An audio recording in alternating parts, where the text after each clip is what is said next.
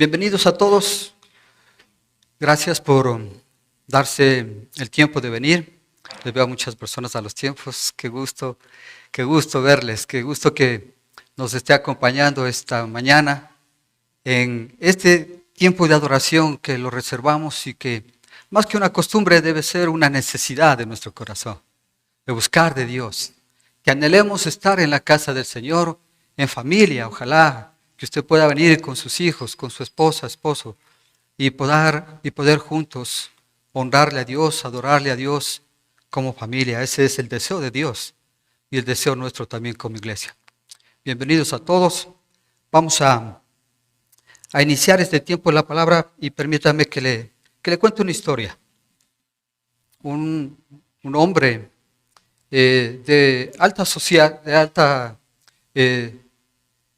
tenía algunos bienes, digamos en otras palabras, estaba buscando la palabra correcta, digamos que tenía bastantes bienes.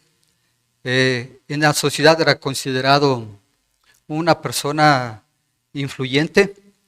Tenía un terreno donde él sembró uvas, es decir, tenía un viñedo bastante grande. El terreno colindaba, era vecino del palacio del rey.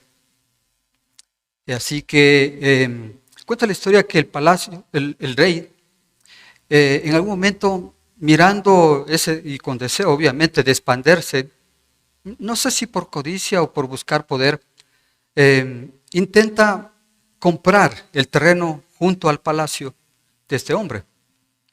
Así que el rey en persona mismo se acerca al hombre y le propone la venta del terreno.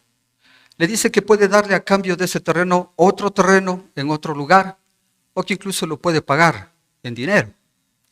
Sin embargo, el hombre dueño del terreno no accede, porque él aduce que ese terreno es una herencia familiar y por lo tanto, por esa situación más bien íntima de recuerdo, no accede a la venta. ¿Qué hace este rey? El rey actúa como aquel niño que pide un regalo y no se le da. ¿Qué hace este niño? Normalmente hace un berrinche, ¿no es cierto? Pero más o menos en esta actitud el rey se pone. Tanto así que hasta se deprime. Se enoja mucho porque no logra lo que él quiere. Se deprime hasta el punto de no comer. Así que su esposa mira esa actitud y claro, se preocupa. La esposa le pregunta por qué está él así. Él le conversa, le muestra su malestar porque no ha logrado lo que él ha querido. Claro, era el rey. Y no logró que el vecino le venda el terreno. Así que la esposa le dice, yo no entiendo cómo siendo tú el mandatario de todo este pueblo no logras eso. Deja de lamentarte. Ven a comer. Deja, yo me encargo y yo te entrego ese terreno. ¿Qué le parece? Así que la mujer que normalmente esperamos sea nuestra consejera, sea parte de nuestro equipo, esperamos, claro, que actúe. Y aparentemente, digo aparentemente porque ya vamos a ver la actitud de la esposa. Bueno, toma una especie de actitud, ¿no es cierto? ¿Cómo es que no quieren venderte? No sé si dijo así, pero algo parecido. Pero es común entre nosotros, ¿no? No sé qué quiere decir eso. Pero da muestras de que, ¿cómo así? ¿Quién es para no venderte? Déjame en mis manos. Yo me pongo como esposa a pensar eso, ¿no? ¿Qué haría yo si mi esposa me dice eso? Bueno, espero que me ayude, claro que sí, es mi ayuda idónea, dice el Señor.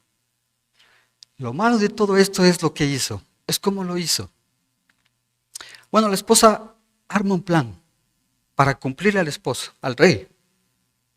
Así que ella reúne a las personas que están a su cargo para que redacten una carta y proclamen un día de ayuno en toda la región. Este día de ayuno implicaba, así como una especie de asamblea pública, todo el pueblo tenía que reunirse para escuchar las acusaciones que de alguna manera alguna persona tenía por otra persona. Y en ese tiempo de ayuno y oración se esperaba que todo el mundo confesara sus pecados y se arrepintiera. O sea, era un ayuno bastante especial, un ayuno en el que se esperaba realmente que el pueblo se arrepintiera de sus pecados delante de Dios. Así que ella usó este tiempo, este día, para que efectivamente en ese momento, en ese día, se pueda levantar un testimonio sobre el asunto que ella tenía entre manos. ¿Qué es lo que hace esta mujer? Contrata, compra a 2 personas. El relato dice a 2 sinvergüenzas. Así lo dice el relato. Compra 2 testigos falsos. ¿Para qué? Para que en el momento de la reunión de ese día de ayuno, ellos levanten un falso testimonio. Así que llega el día y todo sale a pedir de boca. Mediante la reunión que estaban, se levantan estas 2 personas contratadas de antemano y levantan un falso testimonio en contra del hombre dueño del terreno que no quiso vender. ¿Cuál fue la acusación? Uno de ellos dijo: este hombre ha faltado el nombre de Dios. Este hombre ha maldecido a Dios, dijo uno de los testigos. El otro dijo: este hombre ha maldecido también al rey. Era suficiente en el tiempo antiguo que haya 2 testigos para que sea juzgado la persona.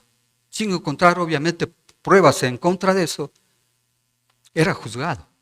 ¿Cuál era la pena de ese juzgamiento? Fuera del pueblo era apedreado y muerto apedreado, es decir, lapidado, en otras palabras. Ese era el castigo, esa era la sentencia cuando era encontrado culpable. Así que imagínense, todo confabulado a través de esta esposa y de las personas compradas y más posiblemente otras personas, levantaron un falso testimonio contra este hombre y fue encontrado culpable. ¿Cuál fue el resultado? La muerte. No solo se conformaron con quitarle el terreno entonces a este hombre, sino que también le quitaron la vida. Esta es una historia real. Le quiero invitar a que usted pueda leer en su casa Primera de Reyes capítulo 21. Está registrado en la palabra de Dios. Esta es la historia del rey Acab, de su esposa Jezabel y del hombre dueño de la viña, Nabot. Le quiero invitar, si usted tiene tiempo en su casa, léalo. ¿Sabe que la historia no termina ahí? La historia termina con una consecuencia fatal para el rey, para la esposa, y no solamente con eso, sino para los hijos de este rey. Una consecuencia terrible. ¿A consecuencia de qué? De una mentira, de un par de mentiras.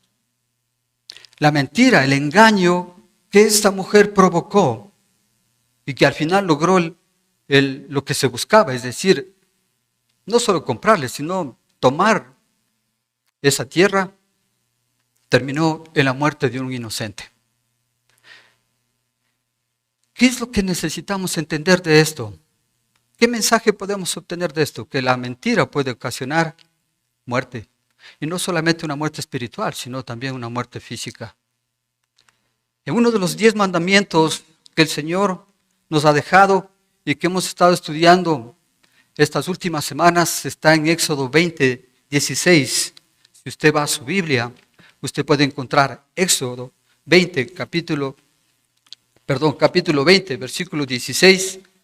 Nos habla que nosotros no debemos dar, dice tácitamente, no des falso testimonio en contra de tu prójimo. O como esta versión dice, no hablen mal de otra persona, ni digan mentiras en su contra. Ese es el mandamiento.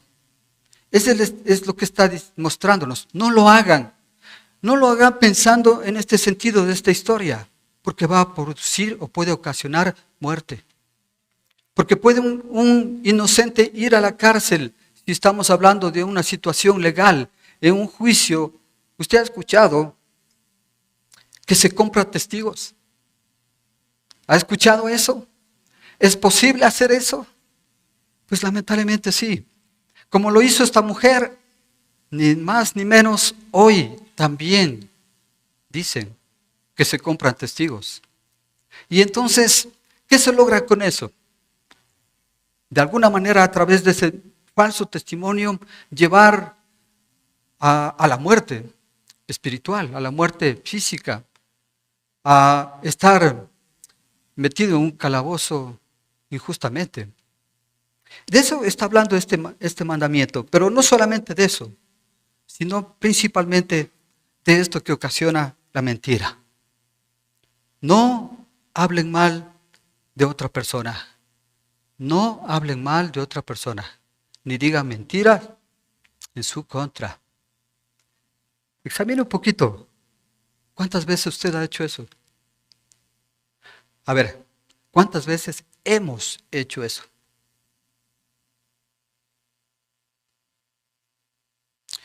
El mandamiento es claro. No lo haga. No lo hagamos. Esto es lo que el Señor ha dejado parte de su mandamiento. Si usted se da cuenta, decía en la actualidad, hemos quebrantado, hemos desobedecido de muchas maneras este mandamiento. De muchas maneras. No ha cambiado absolutamente nada o peor. Lo hemos desarrollado de una manera tal que ahora es común que alguien mienta. Es parte de nuestra naturaleza, ¿se da cuenta? Qué difícil es encontrar a una persona que cumpla exclusivamente su palabra tal y como lo ha dicho. Qué difícil es tener una total y absoluta confianza con alguien. Qué tristeza es decir, ya no tengo confianza de esta persona. ¿Por qué? Porque su irresponsabilidad, su falta de veracidad me hace pensar que no es confiable. ¿Usted se da cuenta? Vivimos en un mundo en el que la mentira es parte de nuestra existencia. Eso es lo terrible de esto, porque al final hemos quebrantado el mandamiento, digo, de muchas maneras. Nos hemos especializado en mentir. Y muchas veces hemos dicho que es una mentira piadosa, una mentirita. Hemos llegado hasta ese punto, ¿verdad? Y me hice algunas preguntas, quiero transmitirles a ustedes para que podamos irlo entendiendo de mejor manera esto, con el firme propósito de dejar de hacerlo, de dejar de quebrantar este mandamiento, este 9º mandamiento que dice no levantar falso testimonio en contra del prójimo. ¿Cuál fue la primera pregunta que me hice? Y es, a ver, ¿de qué se trata este pecado? ¿De qué se trata este mandamiento? ¿Qué nomás incluye? Bueno, el noveno mandamiento tiene que ver con honrar el derecho a la reputación. Levantar un falso testimonio, una calumnia, una mentira, dice mal del testimonio de otra persona. ¿Qué nomás incluye? Veamos, el fraude. En otras palabras, el robo, ¿cierto?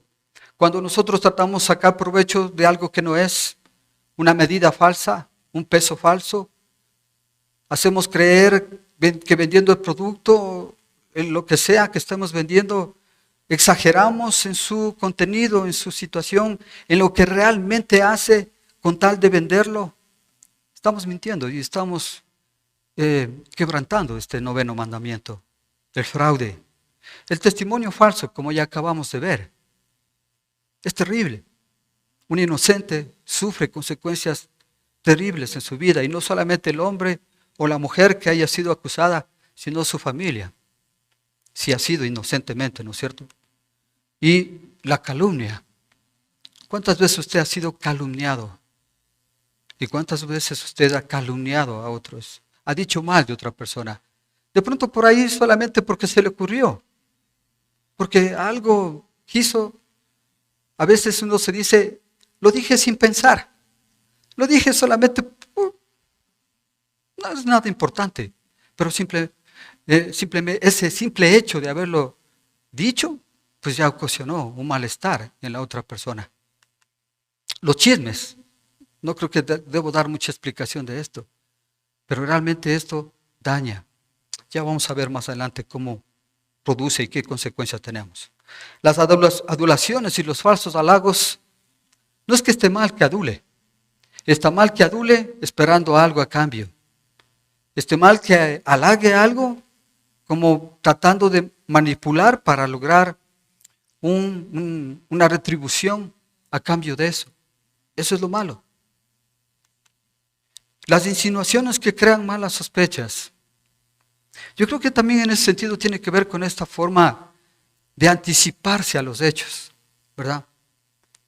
Estas suposiciones que normalmente tenemos. Es que yo suponía que esto, así era usted. Es que yo creía que esto iba a pasar y por eso hice eso.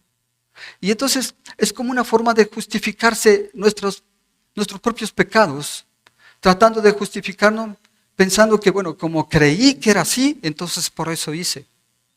Entonces supuse que era así. Creo que es la peor forma de enfrentar un problema. Yo no puedo acusar a alguien porque tengo sospechas. Yo no puedo acusar y juzgar a alguien porque supongo que algo está pasando. No podemos hacer eso. Esto va en contra del mandamiento. Y esto, hermanos, prefiero mejor callarme para no causar problemas. Esto va en contra del 9º mandamiento. Porque el que calla, ¿qué dice el refrán? Otorga. Claro. Pues si me pregunta y me quedo callado es como decir, sí, es verdad. Pero mejor no digo nada. ¿Por qué? Porque quiero evitarme problemas, dicen. Hay que hablar la verdad. Las verdades a medias también son mentiras. Hermano, de pronto estoy manejando y alguien que esté manejando le para el policía, le hace una prueba de alcocheck y resulta que tiene algunos grados de alcohol en su sangre. ¿Y cuál es la respuesta del chofer? Bueno, sí me tomé un par de cervezas. Esa es una verdad, pero a medias. Porque no solamente se tomó un par de cervezas, sino algunas copas más, que eso no dice. ¿Verdad? Verdades a medias. O sea, podemos decir hasta cierto punto la verdad, pero nos quedamos callados, tal vez lo más importante. Y eso es una mentira. Y eso va en contra del 9º mandamiento. Estas mentiras llamadas piadosas, como digo. ¿Cuándo usamos esto?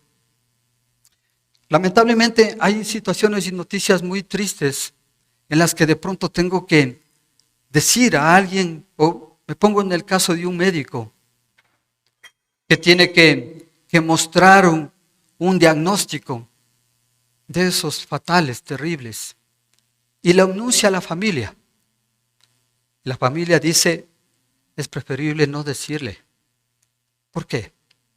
Porque si se entera, eso es algo que va en contra de este 9º mandamiento. Todos tenemos derecho a la verdad. Ahora, obviamente que en ese sentido es importante preparar a la persona para escuchar semejante diagnóstico, ¿verdad? Pero eso no implica que debemos callar y mentirle. Porque entonces podríamos estar diciendo, no, es que yo creo que aquí Dios se equivocó. Porque aquí sí vale una mentira. ¿Verdad? Estamos yendo en contra de la palabra del Señor. Quebrantando el mandamiento. Todos tenemos derecho a la verdad. Usted debe hablar la verdad y a usted deben hablarle la verdad. De eso tiene que ver todo este mandamiento. Esto es lo que nos está hablando el Señor esta mañana. Todo este tipo de situaciones. Ahora miren, vuelva a repasar, creo que lo pueden leer todos desde lejos. El fraude, testimonio falso, la calumnia, el chisme, las adulaciones, las insinuaciones, estas sospechas, el silencio, las mentiras llamadas piadosas y las exageraciones sobre todo. Tanto exageramos que ya no sabemos si nosotros mismos estamos mintiendo o diciendo la verdad. ¿Verdad? Hagan una vista así, detenida de esta lista. ¿En cuántas usted ha caído de eso? ¿Cuántas de estas situaciones usted ha cometido en su vida? Cierre sus ojos y pidámosle perdón al Señor, ¿le parece? Cierre sus ojos, incline su cabeza y pidámosle perdón al Señor. Padre, te mostramos nuestro corazón para que lo examines. Y sin duda, Señor, vas a encontrar muchas de estas cosas en nuestra vida. Te queremos pedir perdón, Señor. Que tu misericordia nos alcance de tal manera que podamos entender que no podemos vivir de esa manera. Que nuestra vida debe ser un reflejo de tu verdad. Señor, perdónanos. Nos arrepentimos. Hemos ocasionado tal vez mucho dolor. A veces sin darnos cuenta siquiera de las consecuencias. Hemos levantado un falso testimonio, levantado una calumnia, un chisme, una mentira, un engaño. Perdón, Señor. La iglesia como uno solo te pide perdón. Te pide misericordia y compasión. Que nos permitas vivir, Dios, de una manera diferente. Te hemos alabado y cantado diciendo que tú, a pesar de lo que somos, mentirosos, tú nos amas. Esperamos en ese amor tu perdón, Señor, y tu ayuda para poder vivir plenamente obedeciendo tus mandamientos. Principalmente, de no hablar mal de otras personas, ni decir mentiras en su contra. Te pedimos, Señor, desde el fondo de nuestro corazón, en el nombre del Señor Jesucristo. Amén. Y otra pregunta que me hice fue esta. ¿Cuál es la causa? ¿Por qué mentimos tanto? ¿Por qué nuestra vida se ve influenciada de tal manera por la mentira, hermanos? ¿Usted se ha preguntado eso? ¿Cuál ha sido su respuesta? La palabra del Señor y el mismo Señor Jesucristo nos da la respuesta. Quiero pedirle por favor que usted vaya a su Biblia. Juan capítulo 8, versículos 43 al 45. Si usted tiene su Biblia, subraye este versículo. Téngalo muy en cuenta. Mientras lo busco, permítame leer. Usted puede también leerlo en la pantalla. Mire lo que explica el Señor Jesucristo frente al pueblo. Frente al pueblo judío, esto es lo que les dice el Señor. ¿Por qué no entienden mi modo de hablar? Les dice el Señor. Nos dice el Señor a nosotros también. ¿Por qué no pueden aceptar mi palabra? Ustedes son de su padre el diablo, cuyos deseos quieren cumplir. Desde el principio el diablo, ha sido un asesino y no se mantiene en la verdad, porque no hay verdad en él. Cuando miente, expresa su propia naturaleza, porque es un mentiroso. Él es el padre de la mentira. Y sin embargo, a mí, que les digo la verdad, no me creen. ¿Qué les parece? Esta es la respuesta de todos, hermanos. Preferimos entonces creer al diablo y no a Dios. ¿Qué es más fácil, hermanos? ¿Creer una verdad o creer una mentira? ¿Qué piensa usted? Hablando de esto, usted ha visto a nuestros hijos, usted ha visto a sus hijos. ¿Qué tan buenos son para mentir? Dicen a veces tantas mentiras que nos quedamos sorprendidos, ¿verdad? Hermanos, hemos decidido creerle al diablo y no a Dios. Él dice, ¿por qué no entienden lo que hablo? ¿Por qué no entienden lo que está escrito aquí? En otras palabras, ¿por qué no? Si hablo tan claro y hablo la verdad, ¿prefieren ustedes creer al diablo? ¿Ustedes son hijos de quién dice? Wow, yo no quiero ser hijo del diablo. ¿Usted? Dios me libre. Yo no quiero ser hijo del diablo. ¿Qué debemos hacer entonces? No mentir. No mentir, hermanos. O sea, parece muy sencillo, parece muy fácil. No sé qué tan difícil puede ser para cada uno de nosotros eso. Pero es cuestión de tomar una decisión.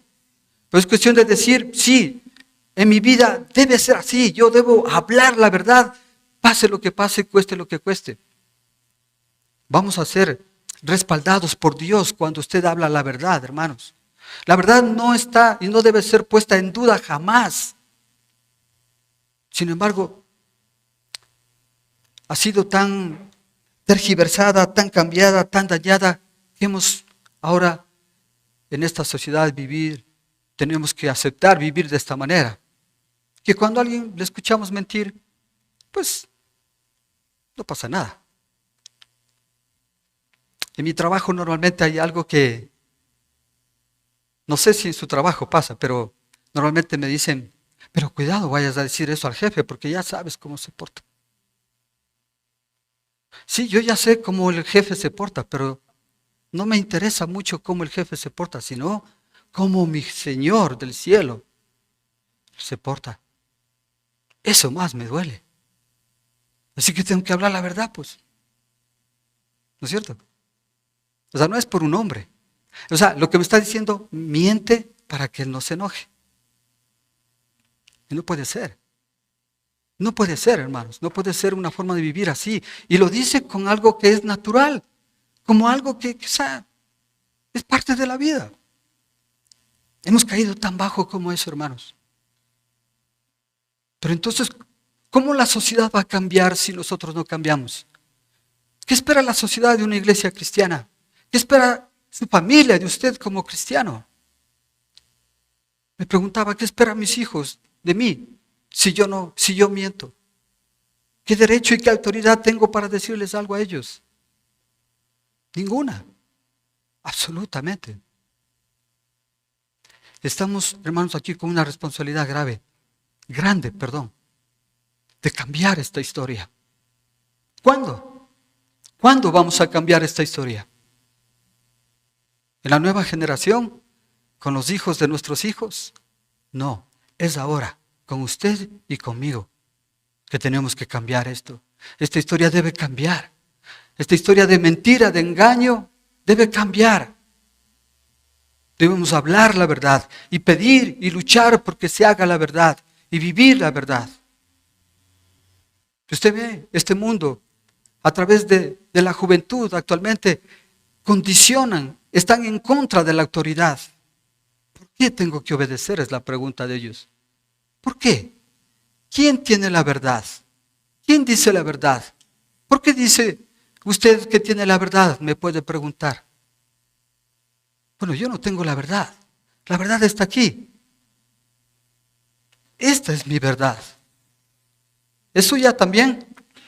Esta es mi verdad. ¿Es suya también? ¿Seguro? A ver, dame un fuerte amén. En la mañana dijeron más fuerte.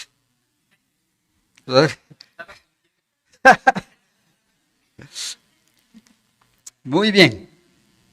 Una siguiente pregunta que me hice. ¿Cuáles son los motivos? ¿Habrá algún motivo, dije, para mentir? Pues debo decir, muchos. Veamos. El orgullo y la soberbia es uno de los principales. Claro, o sea, yo tengo que llamar la atención, pues.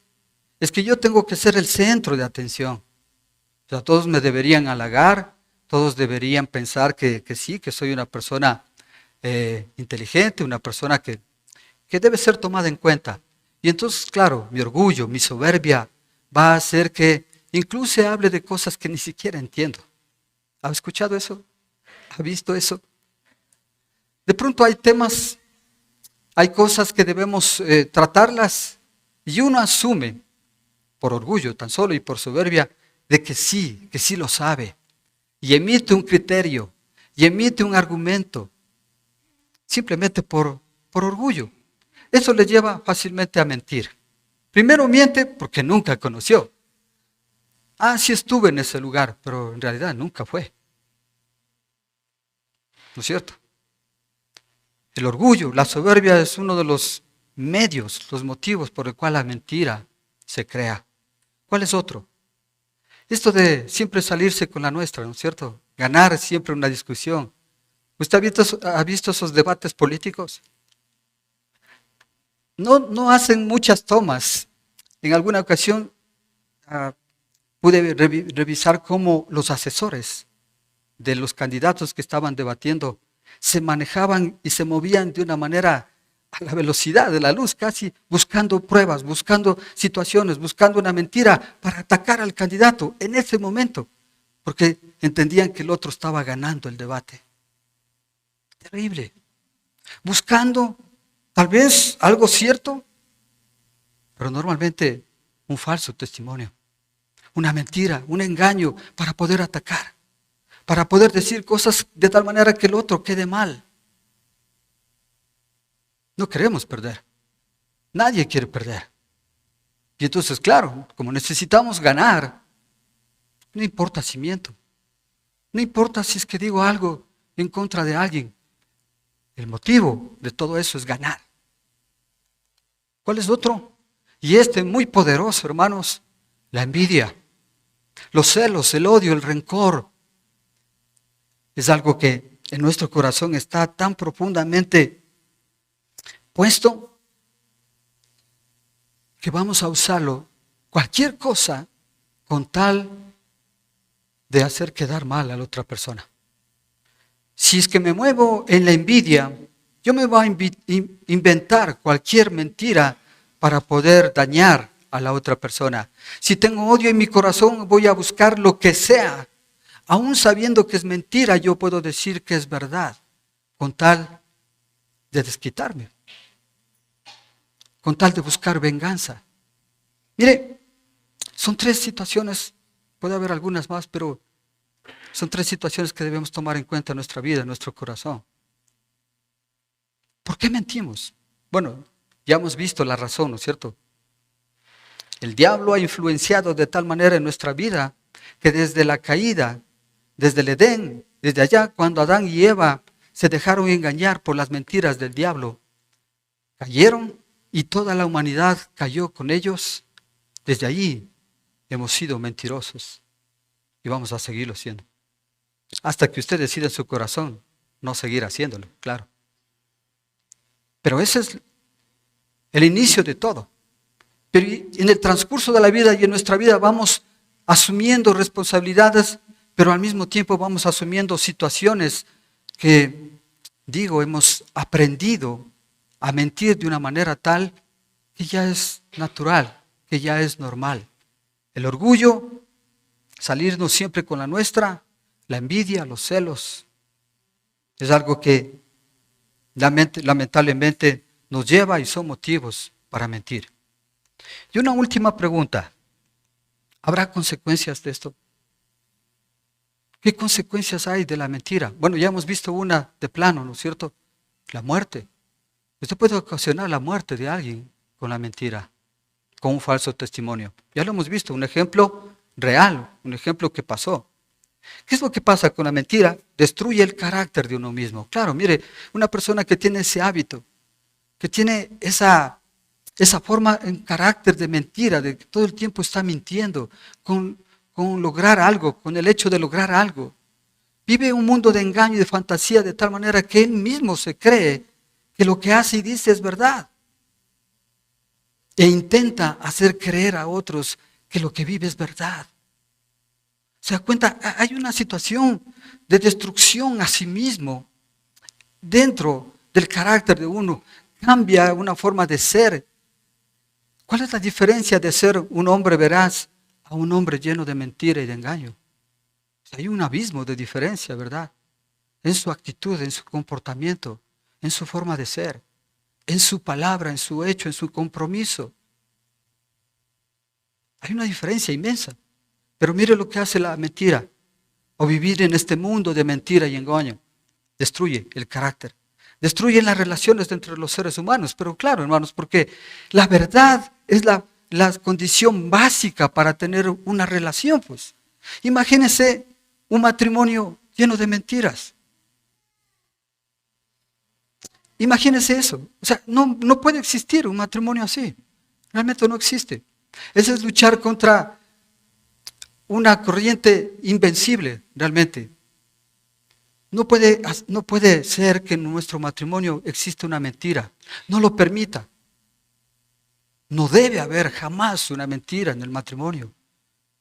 Debe haber verdad sobre todas las cosas. Destruye las relaciones. ¿Cómo puedo yo ser o considerarme amigo de alguien si mi vida está llena de mentira y de engaño?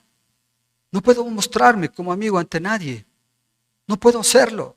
Intentamos entonces como cristianos primero responsabilizarnos de nuestro pecado.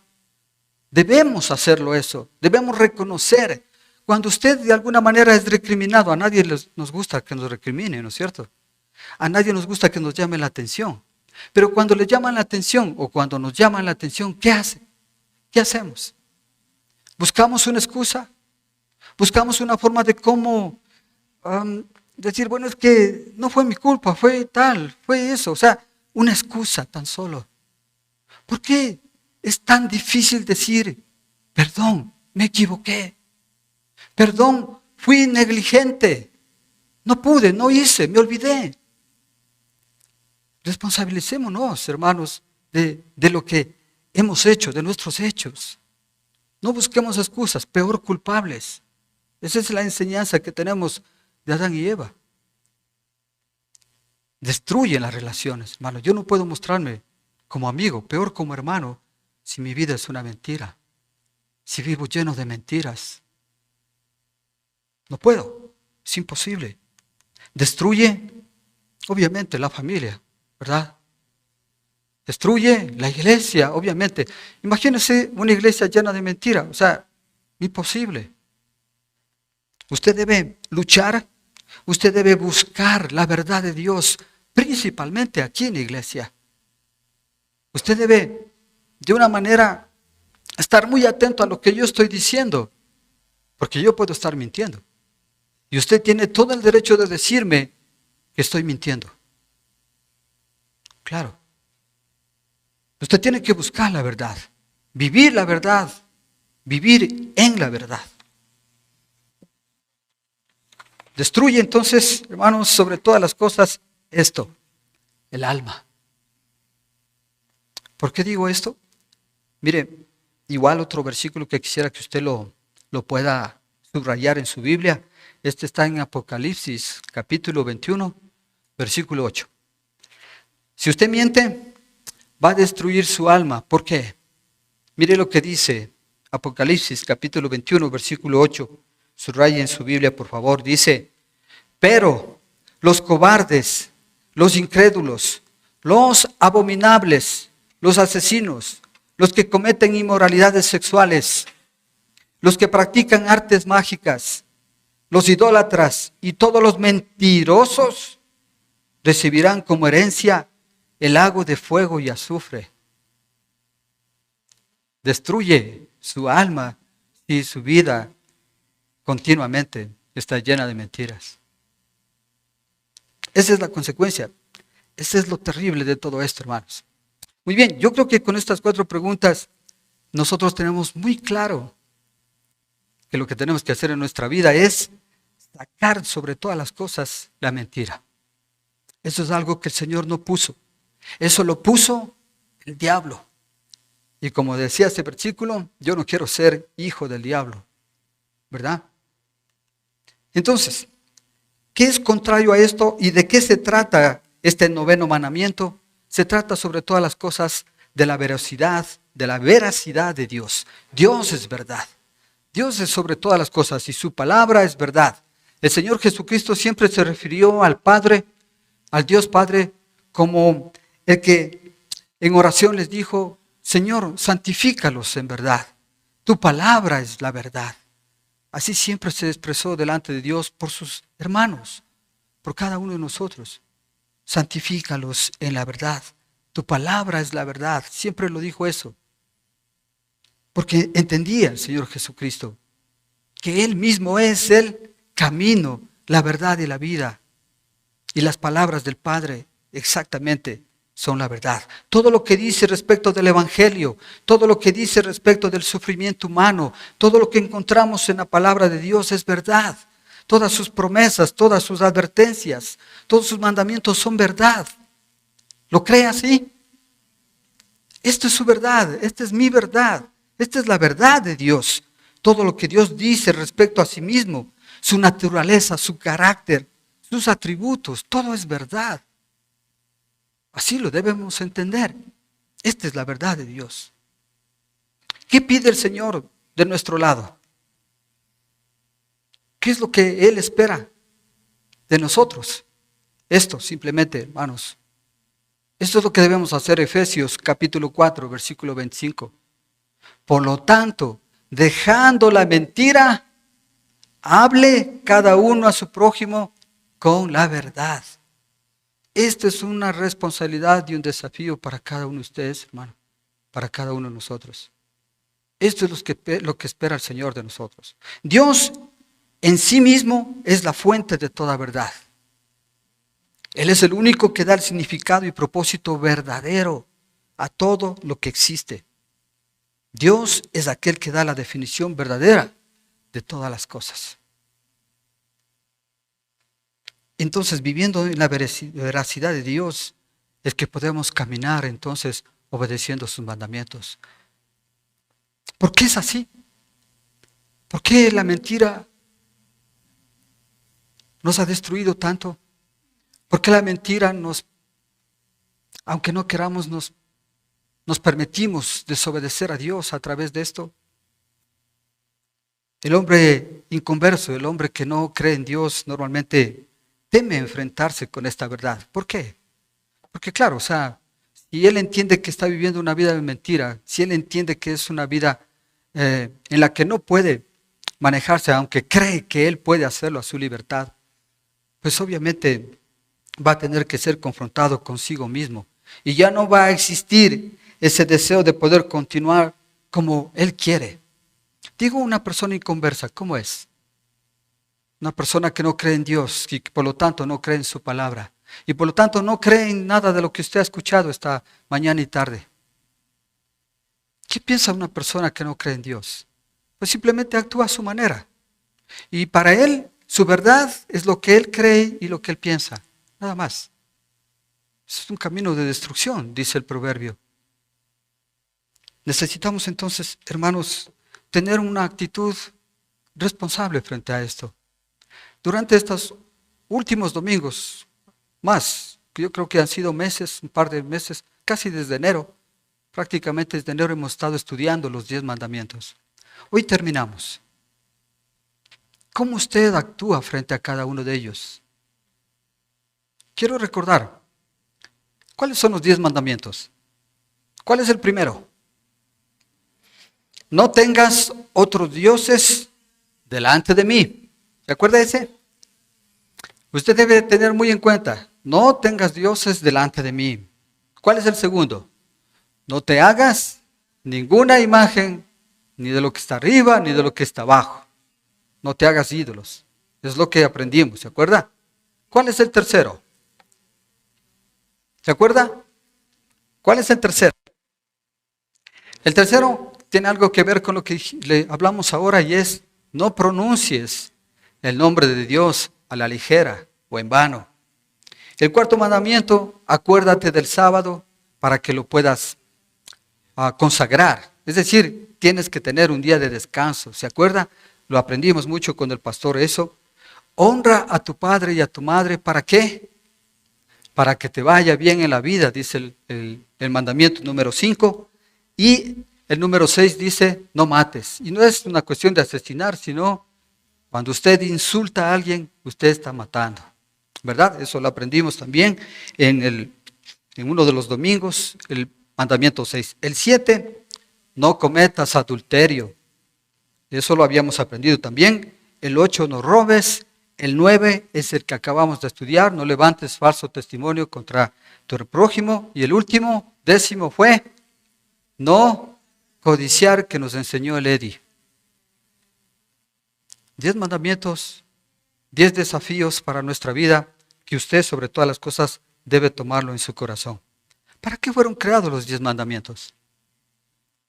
¿Para qué Dios nos dio registrado con el mismo dedo de Dios le dio a Moisés y luego a nosotros, al pueblo, estos 10 mandamientos. ¿Para qué? Yo quiero decirle algo, hermanos. Es una conclusión. Estos 10 mandamientos lo fueron escritos y nos dejaron para entender lo pecadores que somos. Y para entender que nosotros por nuestra cuenta no podemos hacerlo. Que necesitamos entonces un Salvador. Que necesitamos a alguien que nos ayude para poder vivir estos mandamientos. Porque sin Dios, usted no puede, hermano. Como bien decía Eli, si usted no sintió el amor de Dios al cantarle, es porque no tiene a Cristo en su corazón. Y usted no va a poder obedecer estos mandamientos si no tiene a Cristo en su corazón. Por eso, si usted nos visitó por primera vez, le quiero pedir, por favor, no se vaya sin antes permitirnos orar por usted. Si usted estuvo alejada de Dios, como decía Eli, pero decide hoy volver, acérquese. Nos gustaría orar por usted. Nos gustaría pedirle al Señor que nos ayude una vez más a buscar y a llenarnos de Él, de tener una relación muy personal, muy cercana con Él. Porque esa es la única manera, hermanos, de poder vivir en la verdad de Dios, de poder vivir los mandamientos, obedeciendo sus mandamientos. Volviendo al mandamiento que hoy hemos estudiado, tiene que ver entonces no solamente con el mero hecho de decir la verdad, tiene que ver entonces esto con un estilo de vida, con una forma, con un carácter de ser. Su vida debe ser, nuestra vida debe ser una vida llena de verdad, no de mentiras, no de engaños. Debemos ser personas caracterizadas por la veracidad de nuestro hablar, en nuestro compromiso, en nuestras promesas. Las buenas intenciones no ayudan mucho. Necesitamos practicarlas, necesitamos ponerlas por obra. ¿Cómo? Debemos entonces desarrollar una madurez espiritual, hermano. Debemos crecer. Debemos cada día crecer espiritualmente. Y entonces de esa manera vamos a ser siempre honestos. Con Dios primero y luego con cada uno de nuestros prójimos. Que el Señor le bendiga.